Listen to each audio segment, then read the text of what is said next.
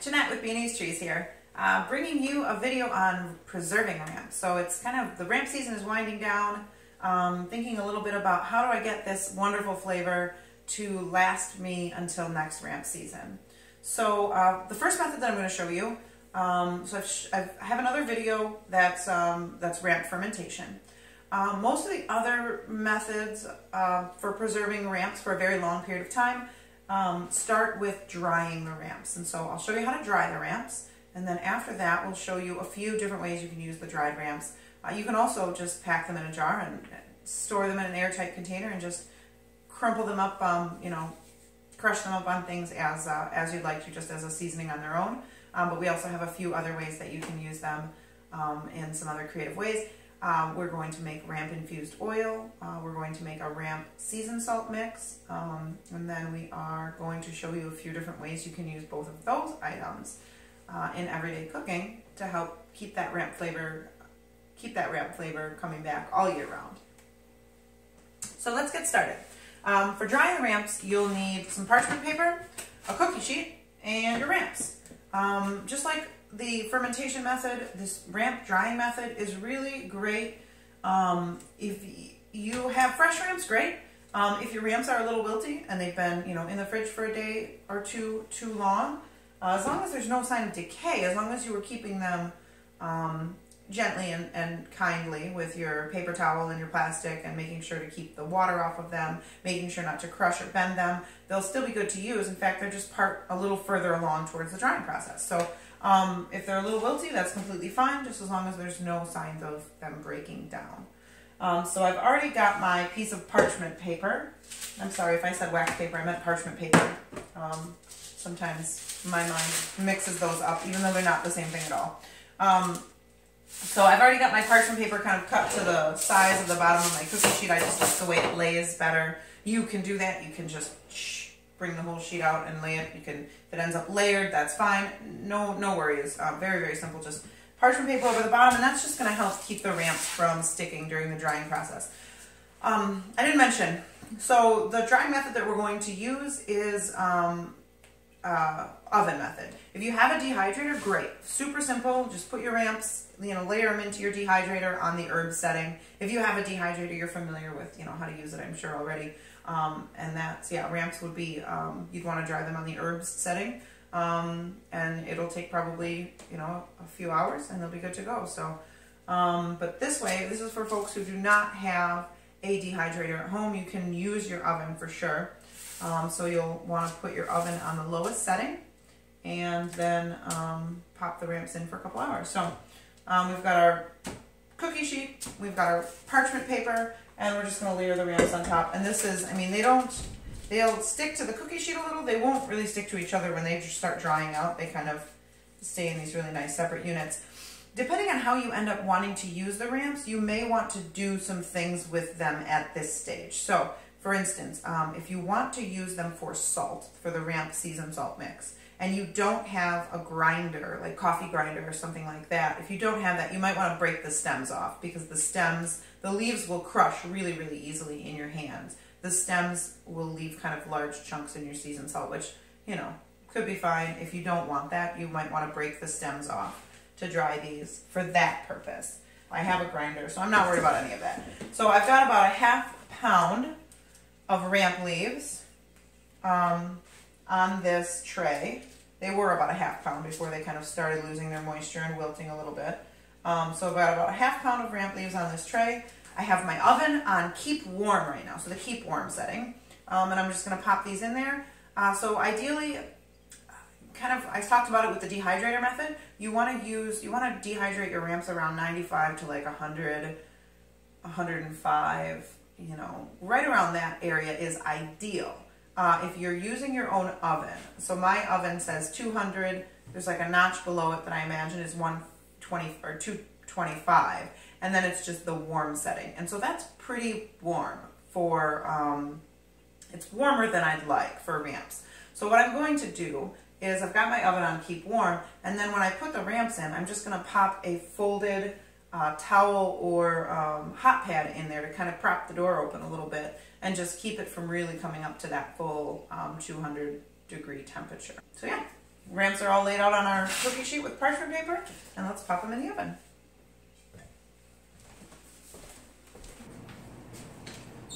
So, got my oven on keep warm. I'm just popping those in on the center rack. And that's kind of where my oven naturally stops. It's, you know, they've all got that catch. That's a little too far open, so I'm just gonna fold up this hot pad and tuck it in there, and that'll leave my oven door open about 1 inch to 1.5 inches, which should keep that temperature from getting too hot.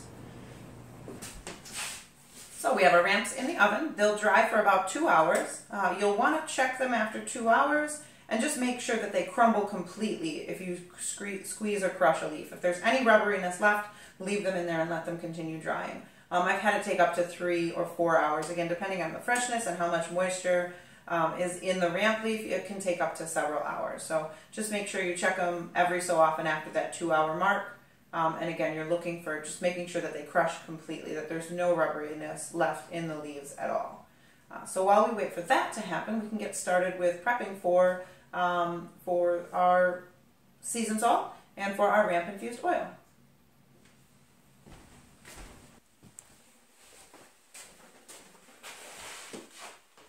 So while we wait for our ramps to dry, let's talk about the things that we're going to use the dried ramps for, or that you can use the dried ramps for. The first thing that I want to make with you is the ramp infused oils. So I've got 2 different kinds of oil here. I've chosen safflower oil for one of them. It's flavorless, so that's going to produce an oil that's it's just pure ramp flavor. It's going to be really, really great.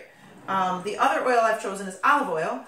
So olive oil has got a much more robust flavor to it, and so that's going to it's going to provide just a really well-rounded. The ramp isn't going to shine through as strongly as it would with a flavorless oil, but it's going to create an entirely different animal altogether, and it's something that is going to be really delicious as well. So definitely play around with different kinds of oils. I recommend using about I'd say about a 1/4 pound of ramps will make about a quart of infused oil, and that is really a preference too. I mean, you can use more, you can use less. It's really just kind of play around with that as well. How much your preference of like how much ramp flavor do you want coming through the oil? So keep that in mind. Select some oils.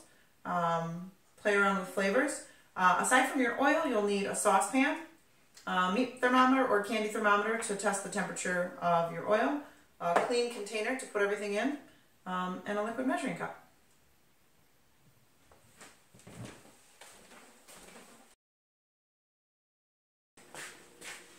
So it's been about 2.5 hours. I'm gonna open up the oven and check on our ramps. I had to step away for a little bit, so I wasn't able to get back right at 2 hours, but that's kind of the beauty of, you know, these really slow things we're doing right now. Half an hour is not, it's not like a loaf of bread. It's not, you know, that half an hour is not going to make a huge difference. So let's check it out and see what it looks like. And so we grab any random ramp, and I mean absolute dust. That is perfect.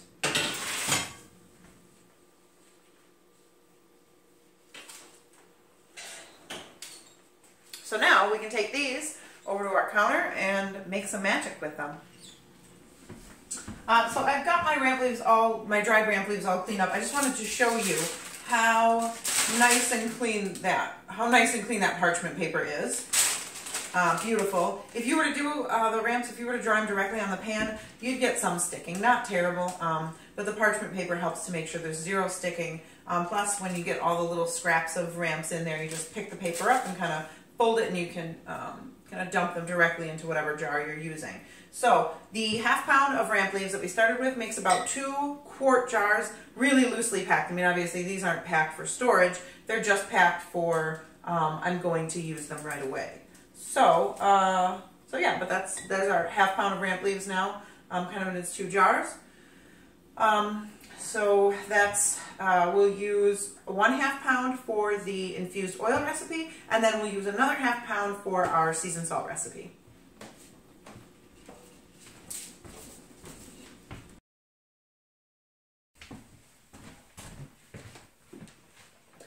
Okay, so So we're here, you've got your olive oil or your whatever oil you want to use selected.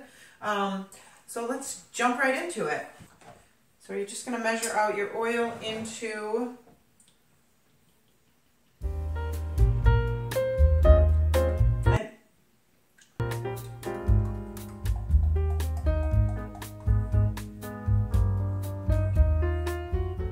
perfect. I mean, it was a 16-ounce container. The liquid measuring cup confirms that for us. So we'll just dump this into our pot. And we're going to heat this on the stove until it reaches a temperature of 180 degrees.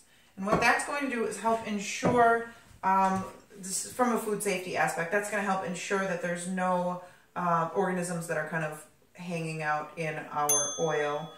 We add the ramps. I mean, they're fully dry, so we shouldn't have any issues there. But it's a possibility, you know, that there could be some organisms on those ramps. So we want to make sure that when we add our oil to it, we're kind of creating a high-fat environment, which can be a great place for certain types of bacteria on that to thrive. And so we want to make sure that they're all dead so that our oil stays safe for us.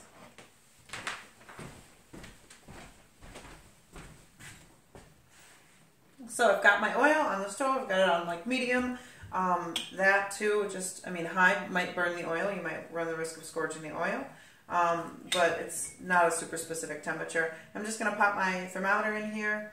No, actually I'll set it on the edge. But pop your thermometer in and just check it every few minutes to see where it's at. Once it reaches that 180 temp, you'll be good to go. In the meantime, we can set up our herbs and our infusion jar. We'll set that up to be ready for the oil, and we'll bring it right over here. So that once the oil reaches that temperature, we're dumping it directly into the jar, not losing any heat before we get it, get it into the jar with the ramps. All right, so to get our jars ready for the oil, all we need to do is just take the ramps and we're just going to crush them down a little bit. So we want them to be all underneath the surface of the oil.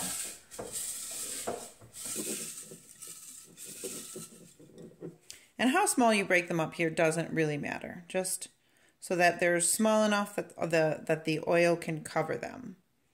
So we can see our 16-ounce mark there. We'll know that when we fill it with oil that all the ramps will be completely covered, and that way they're all kind of infusing the oil. All right, so we've got our ramps all packed into our jar. We have a tight-fitting lid that's going to go along with it. So we'll just bring this over to the stove. So if you're worried about not being able to pour the oil into the jar, you'll bring over a funnel. Just make sure that it's a metal funnel, something that's heat safe. All right, so it's been a few more minutes. We're going to give it kind of a swirl and then check the temperature of the oil. All right. Ooh, it's above 180, which is great. So now we can take that and pour that all right in our jar. So when you're checking the temperature, you want to make sure that the tip of the thermometer doesn't touch the bottom of the pan, that you're getting a good read from the middle of the oil. It's also the reason why I don't want to leave the thermometer in the pan while I'm not using it. You don't want to just let it rest on the bottom because you're going to get an inaccurate reading that way.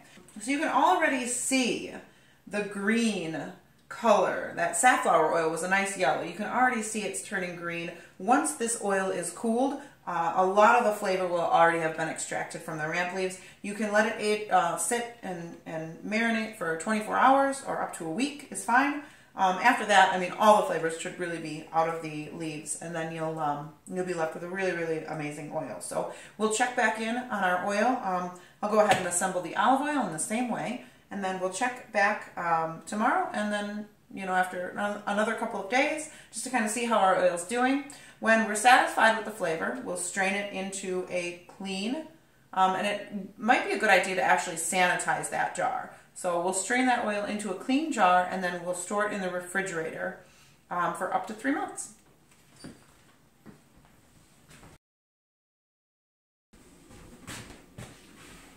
So next we're going to make our ramp seasoned salt mix. And so for that, you're going to need your dried ramps. We've got so the recipe that I made takes about a ½ pound of dried ramps. You're going to need some pepper and some salt. It's as simple as that. Some equipment that you'll want, a bowl with a whisk to mix everything together. Funnel can be helpful to get it into whatever storage container that you choose, and then a storage container that's airtight. And that's important to make sure that the herbs stay dry, don't get soggy. Other equipment that can be helpful is a grinder of some sort. So I have a pepper grinder, or I'm sorry, a coffee grinder that I use, actually exclusively for herbs. And then I have a mortar and pestle. So depending on, you know, either one of those could be helpful. For the pepper, I like to use whole peppercorns, especially in mixtures like this. Kind of like we were talking about with the ramps. Anytime you're using a whole herb, it's going to have better flavor than an herb that's been ground and then kind of, you know, let it sit like that for a while. As far as salt, again, I like sea salt. Pretty much anything with anything that just has salt on the label. You can use table salt. You can use kosher salt. You could even use pickling salt, I suppose. But I prefer sea salt. I like the natural aspect of it. And again, the fact that I can look at the label and the only thing on the label is salt. So this particular sea salt is actually really kind of moist for a salt. And if you run into that where you come home, you've got your sea salt, you know, you want to treat yourself and make a nice version, but maybe you're not used to sea salt, or maybe you don't have like a preferred brand of sea salt, and the sea salt that you happen to bring home is kind of moist, no problem. Just like we did with the ramps, you can lay it out on a cookie sheet, or, I mean, however much that you have, like the size of the surface relative to how much you have, but you can just lay it out on some sort of baking sheet or baking pan and toss it in the oven until it's dry, basically. You just keep checking it, and once it's dried out to the level that you want it, then you can use it. So I'm going to go ahead and do that, and then we'll be right back here to kind of assemble all of our ingredients.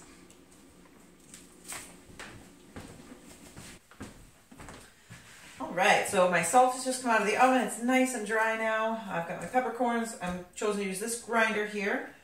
So since my salt and my pepper are a lot more, they're just a lot tougher, a lot bigger chunks than my ramps, I'm going to just grind the salt and pepper first, and then I'll grind the ramps later. So I'm going to use 1 tablespoon of sea salt and 2 tablespoons of peppercorns.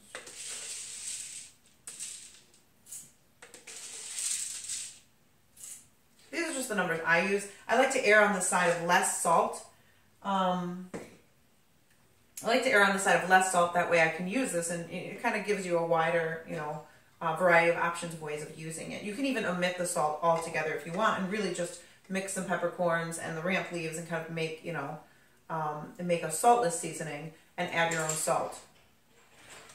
So we're just going to buzz this until it's finely ground.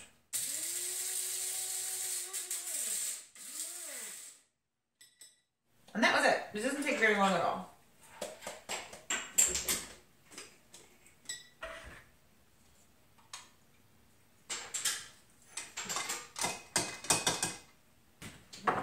Alright, so I've got my peppercorn and my salt all ground up. That can go into the bowl. And then I'm actually going to, kind of piece by piece, I'm going to take the leaves and crush those in there and pop those into the bowl. And then anything that is tougher, I'm going to put into the grinder. If you happen to find any ramps that still seem a little bit rubbery, that aren't breaking off easily, don't use them. So here I've got one. And this is just squishy rather than, see, it's not crumbling at all. So what you can do is just crumble up the parts that crumble easily and then set the rest of it aside. You want to make sure you don't use any ramps that aren't completely dry. So you don't want any ramps with moisture still in them in your spice mix. If you find them while you're mixing, set them aside. They can cause mold on other things to grow. You don't want that. And so now what I'm left with is you do still have some chunks. And again, you are welcome to take all the ramps and put them into the food grinder if you want, into a grinder or into a mortar and pestle, and do a really, really good job of grinding them up. But I like for them to have a little bit of texture. I just try to find the sticks and get the sticks out of there and put those in the food grinder. But I like the texture of kind of the rest of the leaves in that mixture.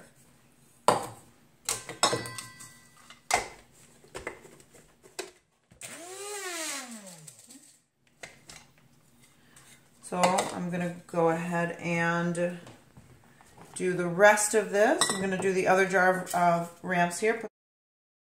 Okay, so I actually had a little bit of a hard time buzzing the ramp stems in the grinder here because there weren't very many of them. I'm going to go ahead and dump them into my mortar and pestle and just grind them up in here.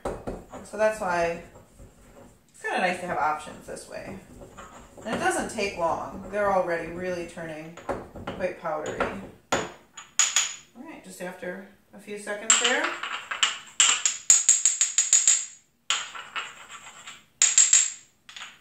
Now that we have all of our spices in our dish here, just going to take a whisk and just kind of whisk them all together. Trying to make sure that it's pretty consistently mixed throughout. You know, if you've got your different textures and consistencies to the sizes of the things that are in there, they're going to kind of just want to make sure that you mix them all together really well so that you don't get all ramp in one bite and all pepper in another, because that pepper bite would be very disappointing. All right, so I've got it mixed together, and now we're just going to store that in an airtight container. Like once you grind up and make the spice mixture, you'll probably want to use it within a month or two for optimum flavor. I mean, you just like any other spices in your cabinet, it will last as long as you leave it there. But you're going to get the best flavor out of it, within a month or so. But again, keep plenty of the dried ramp leaves, store them, and then make this as needed. Every month or so, make yourself a new batch, and it's great.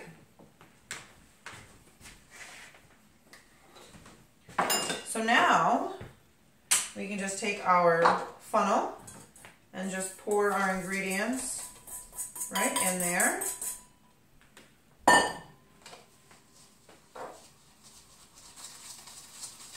And this is helping to crush up any of the kind of large ramp leaf pieces that aren't quite small enough. All right, and there you have it.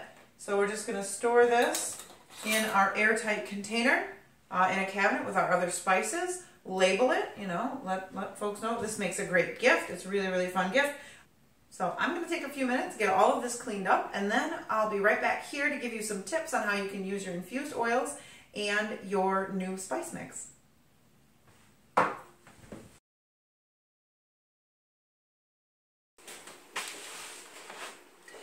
so it's been a couple of days. We're going to open our oils and we're going to strain them. So what I have here is just a metal mixing bowl. It's got a colander inside of it, and over that colander I've just wrapped a clean washcloth, and that washcloth is going to make sure to strain. You can use cheesecloth. I just never tend to have any in the house, so I end up using a washcloth.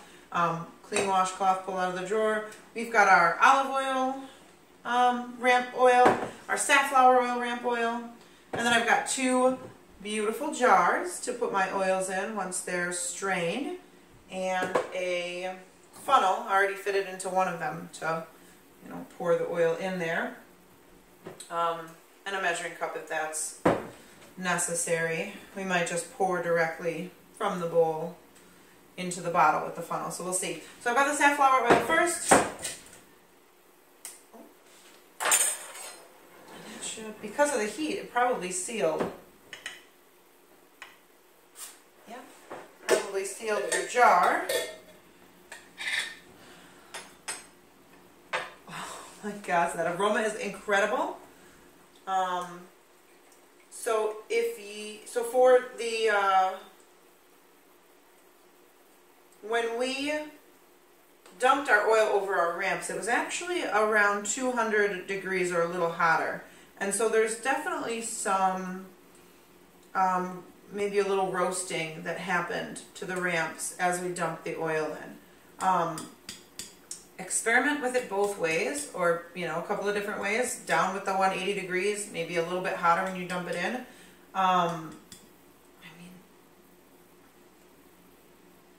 This oil is not going to have quite as much like the fresh ramp flavor, but it's definitely going to have a very fun roasty ramp flavor, so I'm excited to try it. And then I do like to just take the rag, because you're going to lose a bit in the rag. And that's why a cheesecloth can be preferable too. You'll lose less oil. There won't be as much that kind of soaks into the rag, but I do like to try to squeeze out, and as long as you do it carefully, you shouldn't get any particles of a ramp in there.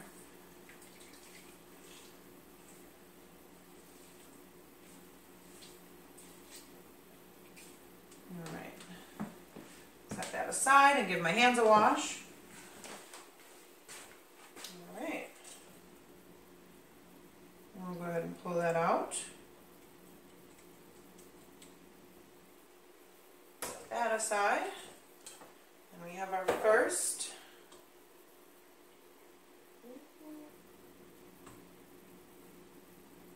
Now you definitely want to make sure, however you're straining it, that you're making sure to get all the little bits of ramp out. This is going to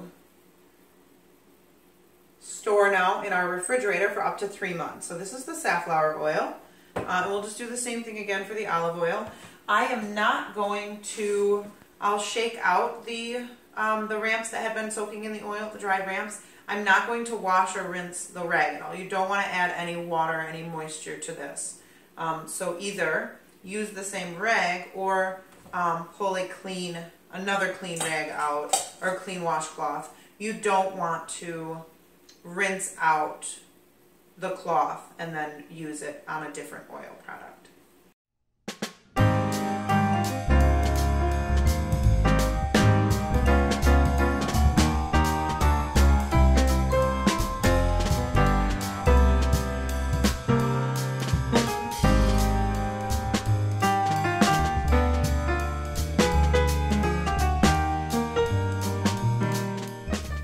There you have it. So you definitely lost a little bit in the process, but you're left with about 12 ounces of really, really delicious oil. And now I will meet you back here with the salt and the ramp oil, and we'll talk about a few different ways that you can use each of those items.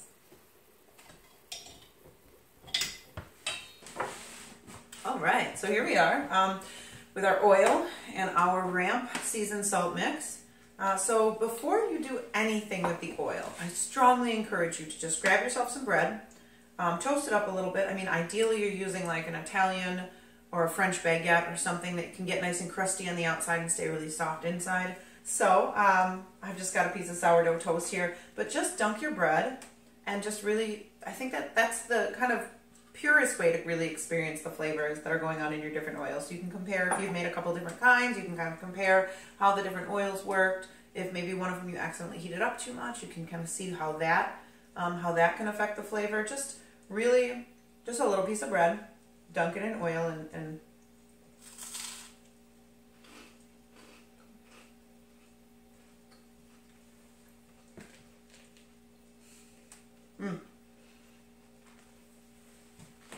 That's by far my favorite way to have like a really fun oil like this. Generally speaking, I would say just don't heat it up too much.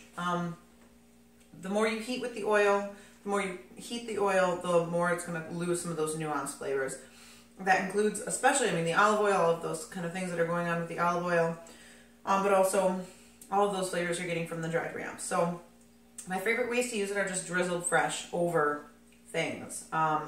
It's great over scrambled eggs. It's great with bread dipped in it. It's great as use it to make salad dressing, you know, eating it fresh that way. So any of those things, any of those applications, you can get spouts on our website. Pop a spout in there and then just have it out, you know, at your dinner table. Oil, you know, like pair it with a vinegar, pair it with a few different kinds of vinegars on a salad, or there's just really a lot of ways to use it. Again, I would just recommend steering towards using it as a finishing flavoring versus using it as like a cooking oil. And now as far as our seasoned salt, you can use this like a tablespoon in about a pint of sour cream. Makes an amazing vegetable dip. You can use it just sprinkled on scrambled eggs, sprinkled on pasta, sprinkled on a grilled cheese sandwich, a baked potato. Use it in potato salad or egg salad or to make deviled eggs.